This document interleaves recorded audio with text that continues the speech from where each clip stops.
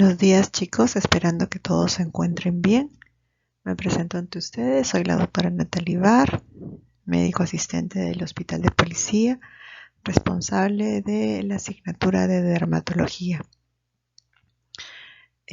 Vamos a seguir ahora con las clases y el día de hoy vamos a desarrollar las enfermedades inflamatorias de la piel y vamos a tratar aquellas enfermedades más importantes y más comunes en las que la piel se ve afectada. Empezamos. La dermatitis atópica es una enfermedad inflamatoria crónica que suele ser muy recidivante y que afecta generalmente al grupo etario infantil en la edad infantil temprana y que se va a presentar como brotes de lesiones eczematosas muy pruriginosas y que suelen ser muy recurrentes. Estos son los temas que vamos a desarrollar de la dermatitis atópica.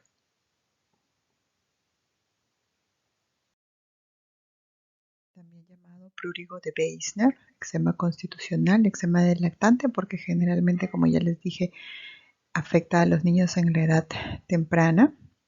Eczema flexural, porque vamos a ver que el tipo de presentación es generalmente en las zonas de flexura. La dermatitis atópica, el término atopía viene del griego atopos, que significa extraño, diferente o fuera de lugar. ¿Y qué es? Es básicamente la tendencia personal o familiar que tiene cada persona de producir una respuesta exagerada a alergenos comunes que para el resto serían totalmente indiferentes o inocuos, pero para esa persona va a causar estas respuestas exageradas. Y esta presentación de atopía en la piel se llama dermatitis atópica. Se asocia a niveles elevados de IgE. Ojo, no estoy diciendo que es un criterio diagnóstico. Se asocia porque generalmente en los pacientes que vemos este IgE elevado va a haber una mayor tendencia a la severidad. Está relacionada a una historia familiar. Existe un defecto multigenes en el que vemos que cuando hay un tipo de atopía puede haber en una persona puede haber atopía en cualquier miembro de la familia.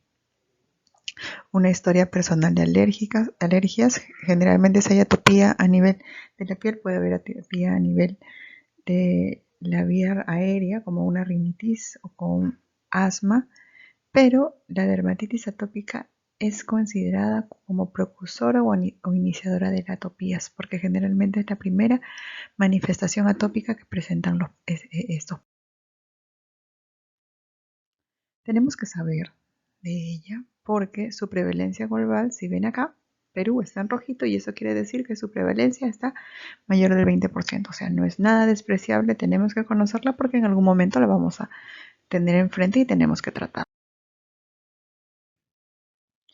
¿Qué es la dermatitis atópica? Es una dermatosis inflamatoria crónica recidivante de tipo eczematosa, cuyo principal síntoma es el prurito y que se observa en un contexto familiar. O sea, paciente que tiene dermatitis atópica preguntan en el contexto familiar, vamos a tener algún tipo de presentación de atopía, como un asma bronquial, una rinitis, pero hay presencia.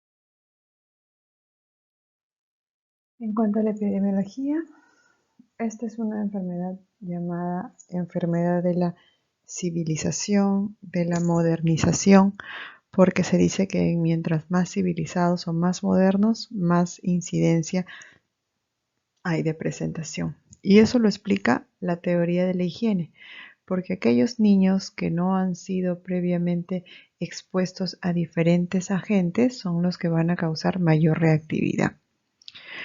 Algunos factores exacerbantes son el clima frío, la baja humedad, porque en estos climas fríos la piel tiende a resecarse más y eso exacerba los procesos. Les dije que la presentación era más frecuente en la edad infantil temprana y así vemos que entre los 3 a 6 meses ya tuvieron siquiera un episodio o ya presentaron dermatitis atópica. Antes del año, por lo menos el 60% y ya el 90%, casi todos los pacientes antes de los 5 años ya tuvieron por lo menos un episodio de dermatitis atópica. Eso quiere decir que hay dermatitis atópica en el adulto y en el anciano, pero son los menos. Y acuérdense que es la precursora. Generalmente se presenta previamente a la aparición del asma bronquial o de la rinitis alérgica. Pero esto tiene una cronología. Y vamos a ver, dijimos que la precursora era la dermatitis atópica, que se presenta generalmente en la etapa infantil temprana. Luego, en los pacientes, en los niños, en los lactantes mayores, en los niños de 1 año, por lo menos ya presentan otro tipo de atopía, que es la alergia alimentaria. Un poquito más grandes ya en la etapa infantil, en la etapa escolar, vamos a ver que se presenta el asma, y más alejado ya en la etapa, generalmente en la etapa de la adolescencia, donde existen ya los picos de rinitis. Entonces, general, esta diapositiva la he puesto para recordar que antes de los 5 años, por lo menos el 90% ya tuvieron un episodio, pero sobre todo para acá ven en rojo que se presenta, los casos que se presentan en los primeros 6 meses de vida suelen ser los más refractarios a tratamiento e incluso a veces hasta de presentación más grave. En cuanto a la patogénesis, esta patogénesis va a ser multifactorial, no existe un solo factor. Lo que es básico y lo que siempre se presenta es una disfunción de la barrera epidérmica, aquella barrera que nos protege del medio ambiente. Hay una disregulación inmunitaria, hay muchos factores inflamatorios que tienen que ver y hay una alteración del microbioma normal. Todos esos ligados a factores genéticos. El cromosoma 1, brazo largo, se ha visto que es el que está más envuelto en esta alteración. Y todo eso sumado a factores ambientales que tienen que ser los que van a desencadenar el proceso. Entonces, cuando hablamos del proceso multifactorial y dijimos que la disfunción de la barrera epidérmica era como que lo básico para presentar dermatitis atópica, estamos hablando de que esta barrera que debería protegernos, no es totalmente indemne, entonces va a permitir una mayor permeabilidad o una permeabilidad defectuosa de la barrera epidérmica. Y esto lo encontramos no solamente en la piel con lesiones, sino en la piel que aparentemente vemos sana. Esta barrera epidérmica defectuosa me va a permitir una pérdida mayor de agua y obviamente si yo no tengo una buena barrera epidérmica, esto me va a favorecer a que cualquier irritante o alergeno, cualquier microbio cause alteración a nivel de la piel. Entonces va a existir una falta del manto ácido normal de la piel. Entonces, hagamos de cuenta que la piel es como una pared de ladrillos y que la filagrina forma parte de los componentes o de los ladrillos que están más a la base de la pared. Entonces, esta filagrina, al estar disminuida en composición, va a hacer que estos ladrillos pierdan fuerza y sobre todo los ladrillos de abajo que se produce la filagrina. Entonces, al momento que asciende esta filagrina, no me protege de manera normal. Y esta falta de protección va a dar también un paso mayor a ciertos antígenos y ciertas toxinas que me van a producir mayor inflamación en la piel. Nuevamente acá en esta imagen vemos cómo esta filagrina que forma parte de la estructura, de la forma estructural de la piel se daña y va a permitir el ingreso. O sea, como no se forma a nivel de las capas inferiores la filagrina de forma adecuada, cuando llega al estrato córneo no protege de la misma manera que lo hace en una persona, en un paciente que no tiene este defecto o esta alteración a nivel de la formación. Además de que la estructura del epidermis no es la adecuada, se van a producir lípidos anómalos del estrato córneo. Como sabemos, la piel tiene esta capa córnea que la recubre, pero esta capa córnea está revestida de esta grasa natural que nosotros mismos producimos. Entonces, al haber una alteración de la barrera epidérmica producida por un déficit de filagrina, esta contribuye a una secreción anómala de los cuerpos laminales y por ende una secreción anómala de los lípidos. Y eso me va a causar una disminución de esta grasa natural, o sea, una disminución de la... Vemos acá como estos cuerpos laminares no funcionan igual. El momento que llega o se produce la grasa natural, esta grasa natural no nos de forma adecuada.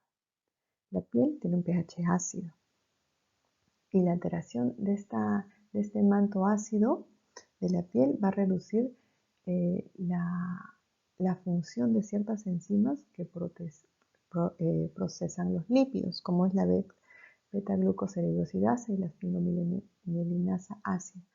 Eso quiere decir que al haber una alteración de los lípidos, de estas enzimas que procesan los lípidos, se va a alterar el manto ácido.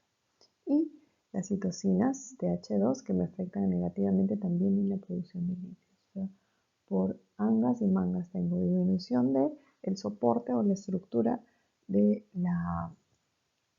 estrato córneo y aquellas componentes que nos hacen la piel más ácida y que protegen de noxas externas de la piel y la grasa natural que también nos protege de noxas están ahí. Vimos también que hay un defecto de la barrera y hay una disregulación inmunitaria. Cuando hay este proceso inflamatorio van a haber dos tipos de respuesta adaptativa, aguda y crónica. Cuando existe esta respuesta aguda, cuando hay un proceso agudo, quien se activa básicamente son los linfocitos TH2. Estos a su vez estimulan la interleuquina 4 y la interleuquina 4 va a estimular a una mayor producción de IgE. Y cuando esto ya es un proceso crónico, la respuesta es una respuesta de linfocitos TH1, estos activan a su vez linfocitos TH2 y producen interleuquina 22 y 31 que están envueltas ya en procesos crónicos. Otro factor que se ve afectado en la dermatitis atópica es el microbioma cutáneo. El microbioma cutáneo es la comunidad diversa de bacterias comensales, hongos, virus que viven en total homeostasis en la piel. Pero en los pacientes con dermatitis atópica está demostrado que en ellos, en el 90% de ellos, ya tienen una mayor colonización por Staphylococcus aureus, dado a su alteración del manto ácido, dado a la alteración de los péptidos microbianos. Y esta mayor colonización va a conllevar a un efecto de que vamos a ver en estos pacientes mayores regularizaciones, sumado a que ellos, este Staphylococcus aureus y sus toxinas funcionan como superantígenos, promoviendo una respuesta crónica, ¿no? Ligada a una respuesta de linfocitos TH. Ya vemos una barrera epidérmica totalmente afectada, en la cual vamos a tener una mayor colonización y un mayor efecto, una mayor respuesta a cualquier agente externo, siendo una respuesta aguda por los linfocitos TH1 y una respuesta que generalmente se lleva a la cronicidad por una respuesta por los linfocitos TH2. Las características clínicas van a variar, como lo vamos a ver, dependiendo del grupo etario, pero hay un fenotipo cutáneo que se conserva en todos los pacientes. O sea, un paciente con dermatitis atópica generalmente tiene estas características clínicas de forma clásica. ¿Qué es lo que caracteriza esta piel? La cerosis, la resequedad que tiene esta piel. La presencia de eczemas recurrentes, lesiones que generalmente aparecen, mejoran. Hay una exageración de los pliegues producto del prurito y producto del rascado frecuente. Y como les digo, no hay un eczema o una dermatitis atópica si no tiene prurito.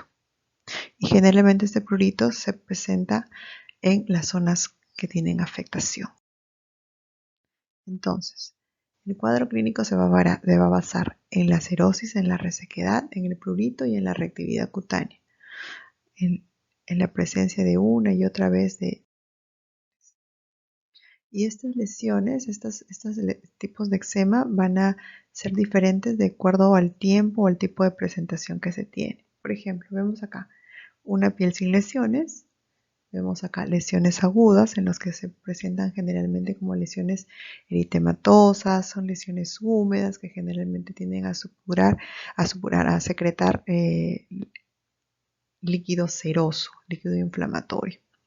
Cuando estas lesiones ya no son agudas, sino tienden a la tendencia de ir hacia la cronicidad, ya van siendo lesiones más secas, donde encontramos no solamente estas zonas erosivas, sino también zonas costrosas y zonas de cierto rascado. Ya cuando obtenemos lesiones crónicas, ya lo que caracteriza a estas lesiones es esa acentuación de los pliegues, que es la liquenificación producto del rascado. Entonces tenemos que las lesiones agudas se caracterizan por ser lesiones húmedas en las que vamos a encontrar exudado seroso. Y en las lesiones subagudas ya son poco secretantes y son lesiones más. Les hablaba de que la presentación clínica va a variar de acuerdo al grupo etario. Tenemos la dermatitis atópica del lactante, la dermatitis atópica del escolar y la dermatitis atópica del adulto, que van a tener diferentes tipos de presentación. Cuando hablamos de una dermatitis atópica en el lactante, tenemos que pensar en que en el lactante, generalmente cuando empiezan en etapas muy pequeñas, en niños muy pequeños, ellos no se rascan. Entonces lo que vamos a tener son más lesiones agudas, tipo eczema, eritema, vesículas. Cuando ya van creciendo y van siendo ya niños que pueden rascarse, y tendremos ya la presencia de costras hemáticas producto del sangrado o costras melicéricas por sobreinfecciones.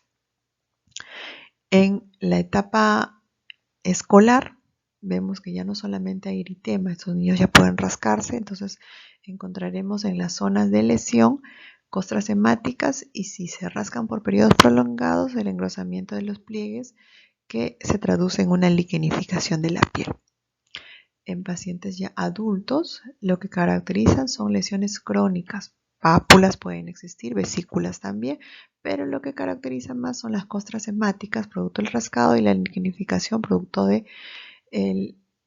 el rascado crónico, ¿no? Que va a acentuar las líneas de...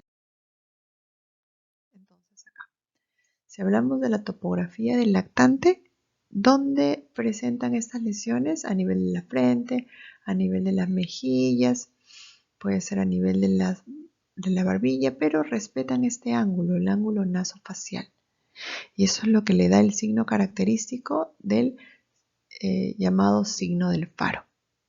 Va a haber afectación de la zona flexural, por eso es que también se llama eczema flexural, a nivel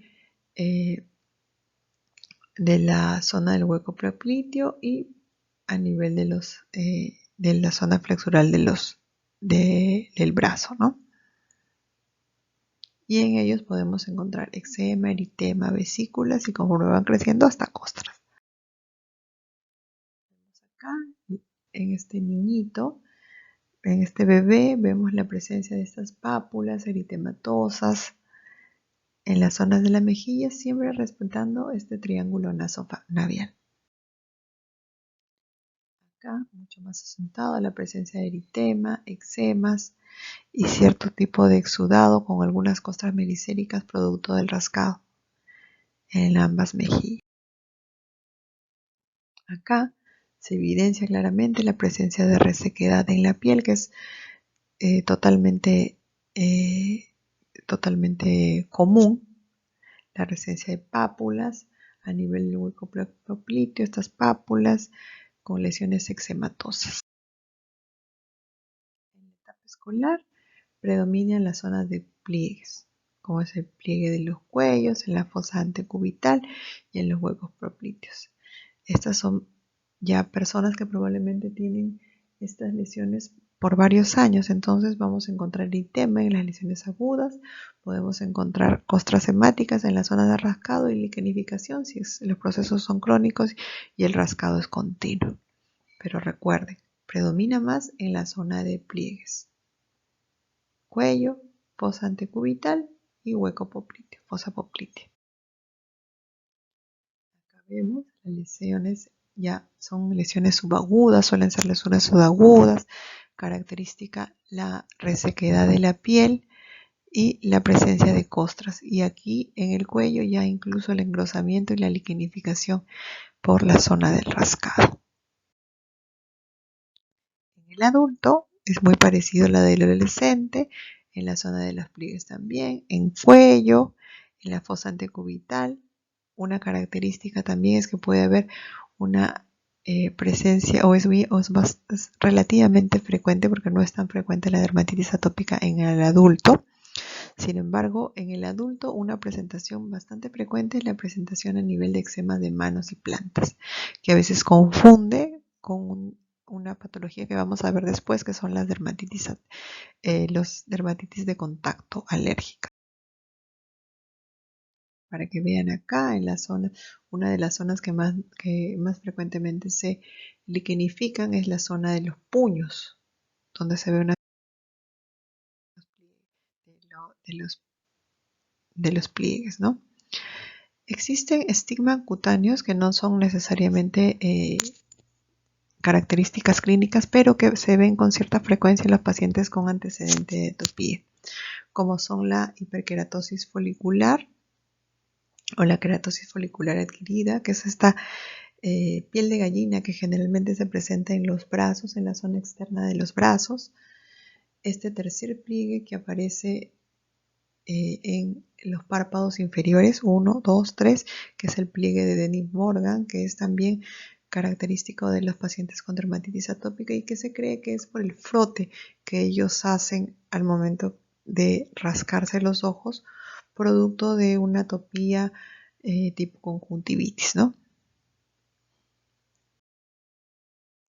Nuevamente acá para que vean esta keratosis pilaris frecuente en los brazos, la zona externa de los brazos. Y otra característica frecuente es la hipopigmentación, estas manchas hipopigmentadas de bordes bastante difusos que se pierden, que no se sabe bien dónde empieza, dónde termina, que es característico de la pitiriasis alba, que es una reacción de la piel en pieles secas, generalmente a climas extremos.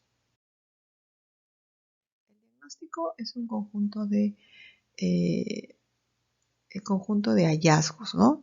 La combinación de los hallazgos clínicos, podemos hacer, hay pruebas no existen pruebas de laboratorio específicas, sin embargo, ya hemos dicho que en la parte laboratorial existen algunas pruebas que nos pueden ayudar a ver el pronóstico o el desarrollo que se va, pero no existen pruebas. Es la combinación de la clínica y ciertos criterios diagnósticos que podrían ayudarnos también en el diagnóstico de la dermatitis atópica, pero básicamente el diagnóstico suele ser clínico.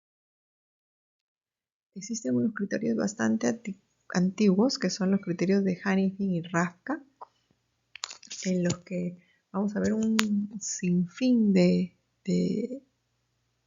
características, de criterios que se usaban y que cada vez están cada vez están más en desuso y que se usan a veces para proyectos de investigación, ¿no? Pero en la vida real pues no son muy usados. Y se quiso simplificar en el 1994 haciendo los criterios del Reino Unido, en la cual vemos que pues en ambas lo que predomina siempre es la presencia del prurito, la historia de lesiones recidivantes y una historia familiar. Pero no son criterios que usamos para diagnóstico como en otras patologías. Son acercamientos, se usan para estudios, pero no son del todo usados para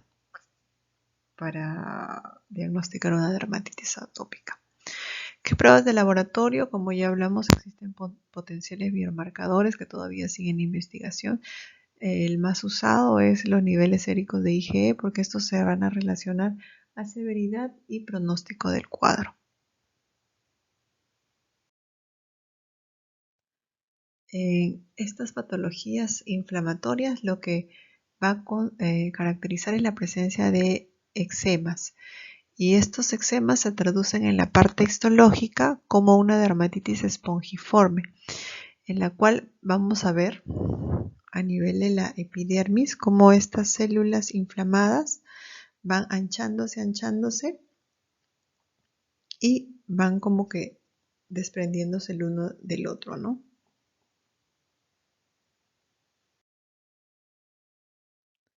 Dentro del diagnóstico diferencial vamos a tener en el lactante la dermatitis atópica que se parece bastante o porque tiene también la presencia de eritema, de escamación. Por ejemplo, este niño tiene ambas, tiene dermatitis atópica y tiene dermatitis seborreica. Y la escabiosis, porque la escabiosis da en el lactante una dermatitis atópica laica, en la cual vamos a ver lesiones incluso hasta en el rostro, que no es característico en el adulto, ¿no? Estas pápulas, escoriaciones, que normalmente en el adulto se presentan en las zonas de flexuras, en el paciente con dermatitis atópica pueden existir hasta en el rostro, y eso es lo que a veces nos hace pensar de que podría ser uno u otro. Es la dermatitis de contacto, pero acá tenemos que tener en cuenta que tiene que haber una historia anterior en la que el paciente nos va a decir que de pronto tuvo contacto con algo y luego apareció esta lesión. La evolución va a ser crónica, va a ser recidivante, como le digo, porque tiene un episodio, suele tener más de uno en el transcurso de la vida y que generalmente tiende a involucionar. Se cree que hasta los 5 años generalmente aparece y hasta los 5 años se resuelve el cuadro y pocos de ellos evolucionan con cuadros más. Los instrumentos de valoración para ver la severidad de la enfermedad tenemos el índice de severidad de dermatitis atópica, también usado el índice de severidad de eczema, y otro que nos ayuda o que nos ayuda para decidir muchas veces en el tratamiento es el índice de calidad de vida. Acuérdense que son brotos recurrentes que no los dejan a los pacientes hacer su vida normal, entonces un índice de calidad de vida nos puede hacer migrar de un tratamiento más cauto a un tratamiento un poco más agresivo para mejorar la calidad de vida. Para el tratamiento primero tenemos que tener en cuenta las medidas generales. Recuerden que es una barrera epidérmica que está dañada, entonces necesitamos buenos cuidados de la piel. El tratamiento tópico, la educación al paciente, a los familiares, a sus cuidadores. El baño en estos pacientes, acuérdense que ellos pierden mucha agua. Entonces necesitamos que los baños de estos pacientes sean cortos.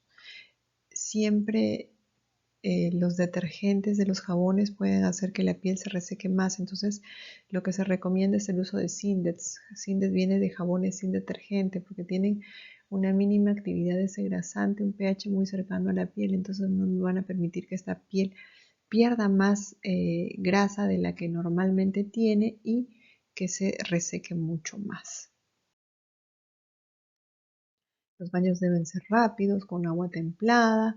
Se recomienda el uso de algodón en algunos casos para evitar que los pacientes se lesionen la piel.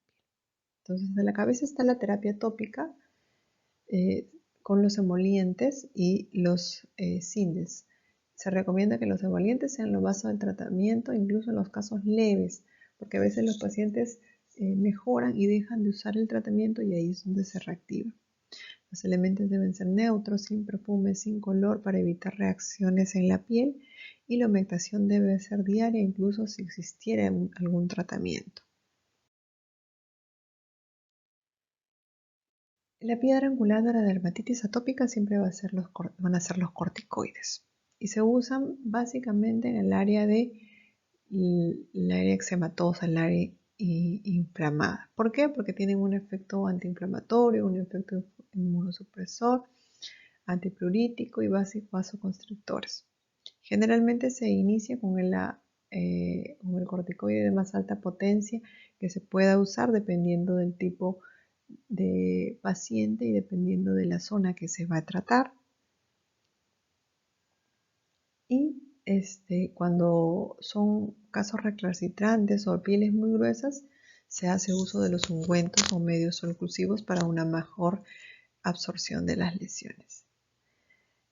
¿Qué efectos adversos? Tener cuidado con los corticoides de uso prolongado porque pueden tener ciertos efectos adversos como son la irritación local, la hipopigmentación, atrofias y estrías porque recuerden que puede adelgazar la piel, y síndrome de Cushing si es que estos son usados de forma total o global en el cuerpo y pueden ser considerados como que se hubieran absorbido en la piel al igual que se absorbe en de tumbarlos. Una terapia tópica reciente son los inhibidores de la calcineurina como el tacrolimus, que son ahorradores de corticoide. Son importantes porque podemos usarlos desde pequeños, y las recaídas se usan para tratar las recaídas frecuentes y las zonas más sensibles en las que no se puede usar corticoide con facilidad. La fototerapia es un tratamiento de segunda línea ante fracaso del tratamiento tópico. Se recomienda el UVB de banda estrecha en niños para una dermatitis atópica de moderada severa. La terapia sistémica incluye el uso de ciclosporina en una dosis de 3 a 6 miligramos por kilo en niños y en adultos de 150 a 300 miligramos día. También se recomienda la azathioprina de 1 a 3 miligramos por kilo por día con una opción de tratamiento en ambos. En los antihistamínicos no se usan. Acuérdense que cuando hablamos de la cascada inmunitaria en ningún momento nos hemos referido a que esta patología sea histamina dependiente. Entonces, ¿cuál antihistamínico se pueden usar? Aquellos que pasan la barrera hematoencefálica en la que hay un efecto sedante, ¿no? Los de primera generación sobre todo son los que se pueden usar, no tanto por su efecto antipruriginoso porque no tienen mayor alcance allí, sino por su efecto sedante. Últimamente existe la terapia biológica. Recuerdan que en la cascada de la inflamación vimos que una de las interleuquinas que se producía era la interleuquina 4 y 12, entonces ahí es donde actúa. Y se puede usar en niños mayores de 12 años, estamos hablando de tratamientos prolongados. Y eso es todo con respecto a la dermatitis atópica.